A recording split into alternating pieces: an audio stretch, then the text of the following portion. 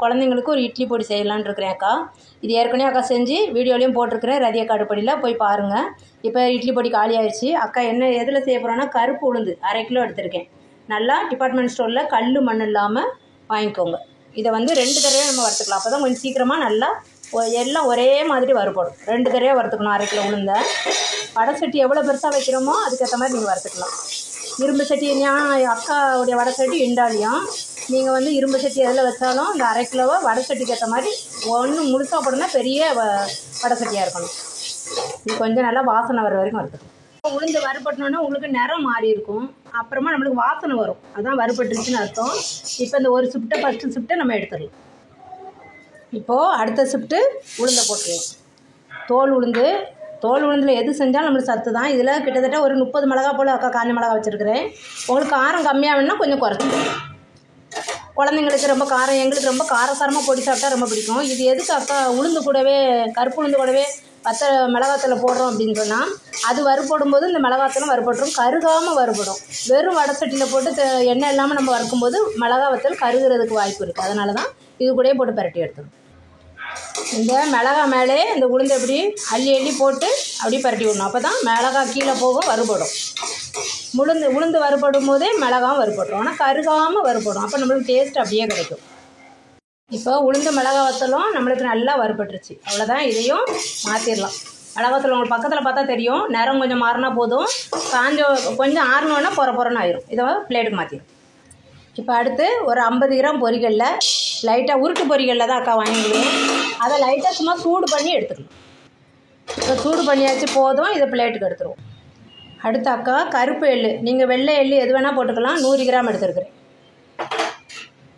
எள்ளும் பொடிக்கு ரொம்ப டேஸ்ட்டு நல்லா கொடுக்கும். கருப்பு உளுந்தும் எள்ளும் போட்டோம்னா டேஸ்ட் நல்லாயிருக்கும். இது உங்களுக்கே தெரியும், நல்லா எள்ளு உப்பி வர வரைக்கும் வறுக்கணும். இப்போ எள்ளு நம்ம வறுக்கும்போது படப்படப்படன்னு சவுண்டு கேட்குது பாருங்கள். அவ்வளோதான், இப்படி சவுண்டு கேட்கும், எள்ளு உப்பி தெரியும், பார்த்தீங்களா? அவ்வளோதான். நம்ம அடுப்பு ஆஃப் பண்ணிட்டு எடுத்து பிளேட் மாற்றிடும். இப்போ அடுத்து வறுக்க போகிறது பெரிய ஸ்பூன் ஃபுல்லாக 1 ஸ்பூன் ஜீரகம் எடுத்திருக்கேன் அக்கா. இது சும்மா வாசனைக்கு டேஸ்ட்டுக்கும் தான். ஆப்ஷன் எடுத்து ஒரு நல்லா டைட்டாக பிடிச்சோம்னா 2 கைப்பிடி அளவுக்கு கறிவேப்பிலை பாருங்கள், நிறம் மாறாமல் அப்படியே நல்லா அலசிட்டு நியூஸ் பேப்பரில் போட்டு நேற்றே நல்லா இங்கே பாருங்கள், ஒரு தண்ணி இல்லாமல் நேற்றே நியூஸ் பேப்பரில் போட்டு, நேற்று மார்னிங் போட்டது இன்றைக்கி மார்னிங் எடுக்கிறேன். நல்லா இருக்குது, நல்ல ஒரு தண்ணி இல்லாமல் நிறமும் மாறாமல் நல்லா காஞ்சிருக்கும். இதை வந்து நம்ம நிறம் மாறாமலே சிம்மில் வச்சு பரட்டி எடுக்கணும், மொறுன்னு வர வரைக்கும். இப்போ கறிவேப்பிலை மேலே உள்ளதை மட்டும் அள்ளி காமிக்கிறேன், ஈரமே இருக்கக்கூடாது. சவுண்டு கேட்குது பாருங்கள், சவுண்டு கேட்குது பார்த்தீங்களா? நல்லா உடையுதுல, இந்த அளவில் எடுத்துடணும். ஆனால் நம்ம அலசி நியூஸ் பேப்பரில் காய போட்டு ஈரம் இல்லாத ஈரமே இருக்கக்கூடாது. அப்போ தான் நம்மளுக்கு வறுக்கும் போது இது இந்த க்ரீனிஸ் மாறாமல் நம்மளுக்கு பொடி கெட்டு போகாமல் இருக்கும். அவ்வளோதான் அக்கா. அடுப்பு ஆஃப் பண்ணிட்டு இதை எடுத்து தனியாக பிளேட்டுக்கு மாற்றிடணும். ஒரு பெருங்காயம் அக்கா, எல்ஜி கட்டி பெருங்காயம் தான் எடுத்துருக்கிறேன். சாரி, கீழே விழுந்துருச்சு ஒன்று. இது சப்பையாக அது மெதுன்னு பீஸ் போட்டிருக்கேன். எல்ஜி கட்டி பெருங்காயம் தான். இது கொஞ்சம் சப்பையாக நல்லா மெதுன்னு இருந்துச்சு, அதனால் சப்பையாக தட்டினாப்போ போட்டிருக்கேன். அது கொஞ்சம் சீக்கிரமாக பொரிஞ்சிடும், வறுபடும். வறுபட்டுருச்சு. வாசனை பிடிக்கலன்னா பெருங்காயம் கொஞ்சம் கம்மி பண்ணிக்கோங்க. அக்கா 3 பீஸ் போட்டிருக்கேன்ல, இது எல்ஜி தான். நல்லா மெதுன்னு இருந்துச்சு பேக்கெட்டில் இருக்கும்போது, அதனால் சப்பையாக தட்டிட்டு வறுத்தா சீக்கிரமாக வறுபடும். 3 பீஸ் போட்டிருக்கேன். நீங்கள் வாசனை பிடிக்காத அப்படின்னா கொஞ்சம் கம்மி பண்ணிக்கோங்க. அது நல்லா வறுபட்டுருச்சு. இதை பிளேட்டுக்கு மாற்றிடலாம். அடுத்த அக்கா பச்சை வேர்க்கடலை தான் 150 கிராம் எடுத்துருக்குறேன்.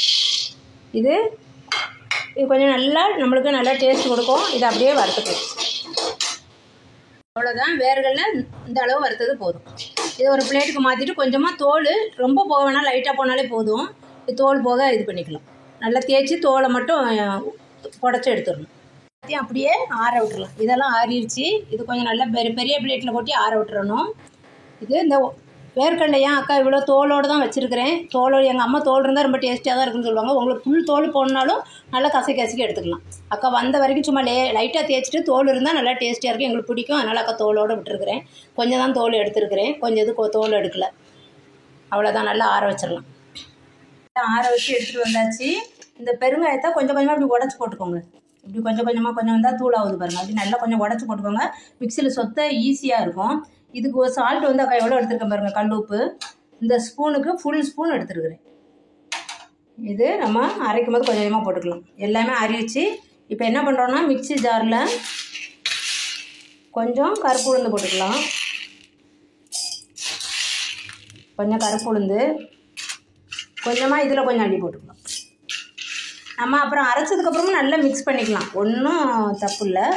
அப்படியே போட்டு தனித்தனியாக அரைச்சிட்டு கூட மிக்ஸ் பண்ணிக்கலாம். இப்போ நம்ம அந்த காஞ்ச மிளகாயும் கறிவேப்பிலையும் வச்சுருக்கேன்ல, அதுலேயும் கொஞ்சம் போடும்.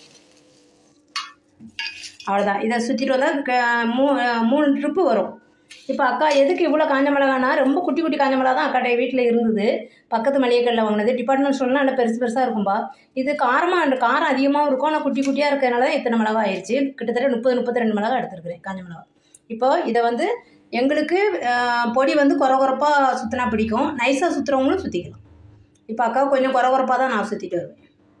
இப்போ சால்ட்டு கொஞ்சோண்டு இதில் ஆட் பண்ணிக்கலாம். ஒரு 3 தடவை போடும்போது 3 தடவை சால்ட்டு கொஞ்சம் கொஞ்சமாக ஆட் பண்ணிக்கலாம். அவ்வளோதான். அக்கா எந்த மெத்தடில் அரைச்சிருக்கேன்னு பாருங்கள். உங்களுக்கு எவ்வளோ பிடிக்குமோ அவ்வளோ அரைச்சிக்கோங்க. தான் கொஞ்சம் குறப்பாக தான் அரைச்சிருக்கேன் பாருங்கள். இது ரைஸில் போட்டு நம்ம கீ ஊற்றி குழந்தைங்களுக்கு ஊட்டலாம், குழந்தைங்களுக்கு சாப்பிட வைக்கலாம். பொடி சாதம் பண்ணால் சூப்பராகவும் இருக்கும். அதுலேயும் நம்ம இட்லிக்கும் நல்லெண்ணெய்யோ கீயோ ஊற்றி சாப்பிட்டா அதுவும் சூப்பராக இருக்கும். இது நம்ம வேர்க்கடலை போட்டனால ரொம்ப டேஸ்ட் வித்தியாசமாக சூப்பராக இருக்கும்பா. இதை வந்து பிளேட்டுக்கு மாற்றி இதுவும் கொஞ்சம் ஆற விட்டுட்டு அடுத்து ஷிஃப்ட்டு போடும்.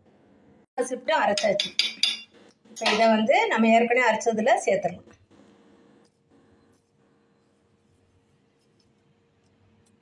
சேர்த்துட்டு நல்லா இப்போது கலர் கொஞ்சம் மாறி தான் இருக்கும். கடைசியில் போடும்போது உளுந்து கூட கொஞ்சம் இருந்தது, கருப்பு உளுந்து.